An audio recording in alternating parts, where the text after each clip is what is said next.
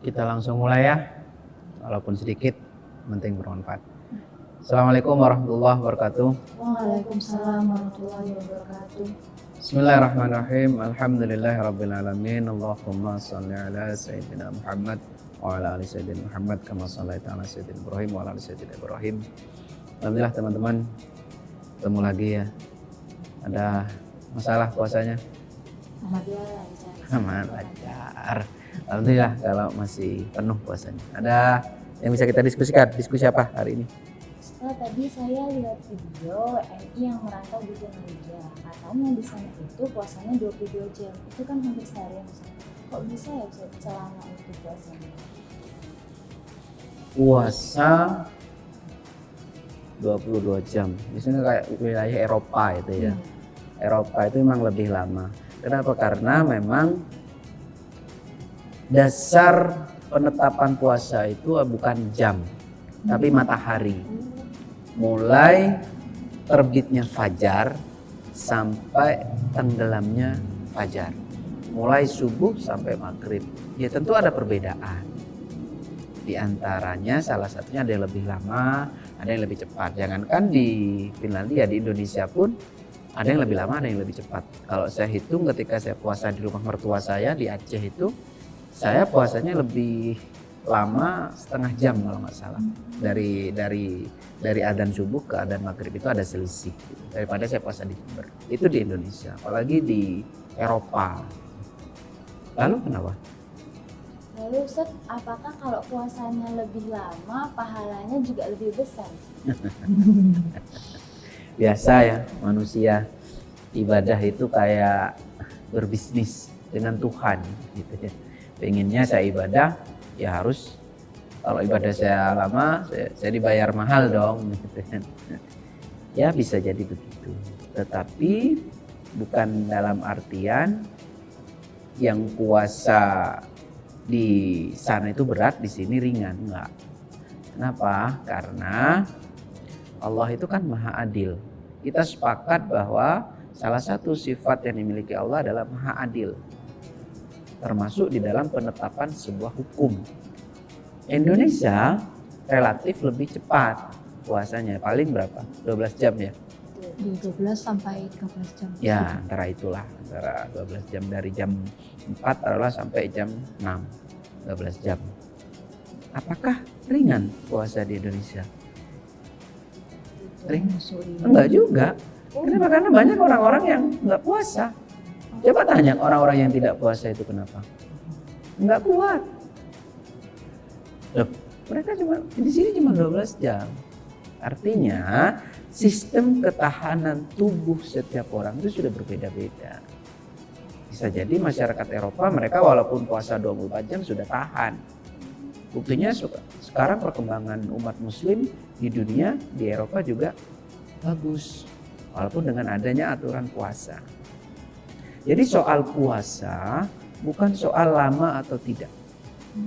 Tetapi satu cuma soal keimanan. Bahkan puasa para sahabat dulu tidak hanya dilakukan di padang pasir, tetapi juga dilakukan di dalam medan perang. Contoh perang Badar, perang Khandaq yang terkenal. Perang Badar justru kita kemenangan umat muslim terbesar melawan suku Quraisy, kafir Quraisy.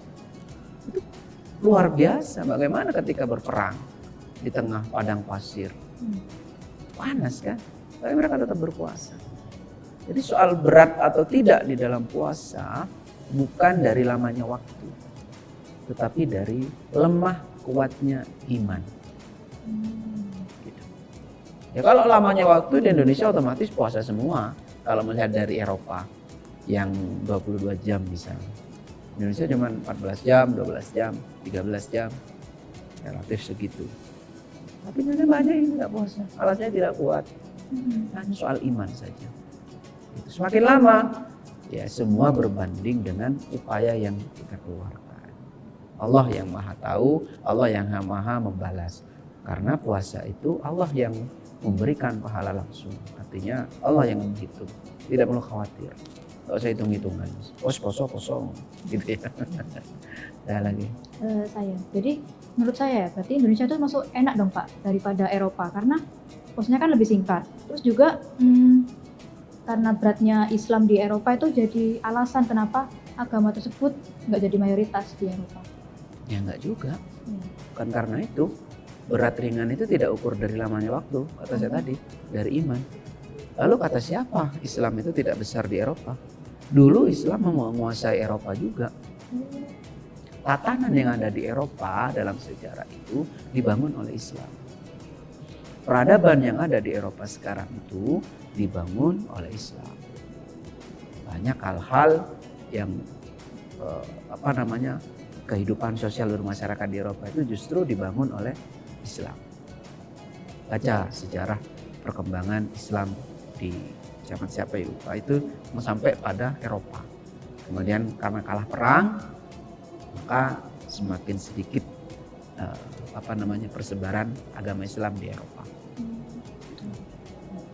Sejarahnya itu Islam pernah menguasai Eropa. Terus saya mau tanya lagi Ustaz, kalau misalnya kita sahur di Finlandia, itu kan seharusnya puasa 22 jam. Tapi terus saya terbang ke Indonesia. Berarti saya dapat kortingan puasa. Yang paling enak itu sahurnya di Papua, bukanya di sini di Jawa gitu kan cepat. Atau bukanya di Papua, sahurnya di sini gitu. Oleh karena itu ada hukum namanya musyafir. Jadi musyafir itu kenapa dianjurkan tidak puasa ketika ada perbedaan waktu ya karena itu. Jadi udah nggak usah puasa. Misalnya lebih berat atau enak, kalau lebih ringan enak, kalau lebih berat, gitu kan. Udah kalau seperti itu ya nggak usah puasa karena terjadi perbedaan waktu daripada nanti teman-teman bimbang. Ini saya ikut jam apa ikut jam WIB atau ikut jam waktu Indonesia Timur gitu kan. Anak Papua misalnya kuliah di sini. Saya biasanya ini sudah buka jam segini, di sini masih lama gitu. Nah, dari itu ya musafir nggak usah puasa. Ada lagi? Musafir dari mana? Saya dari Situbondo.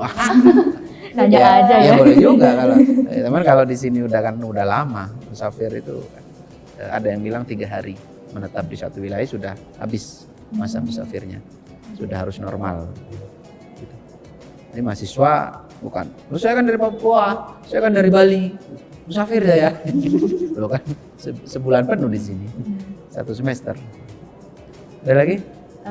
Saya. Jadi Ustadz ya, berarti lama durasi puasa di berbagai negara ini berpengaruh nggak ke hari rayanya nanti, kayak sholat idnya gitu?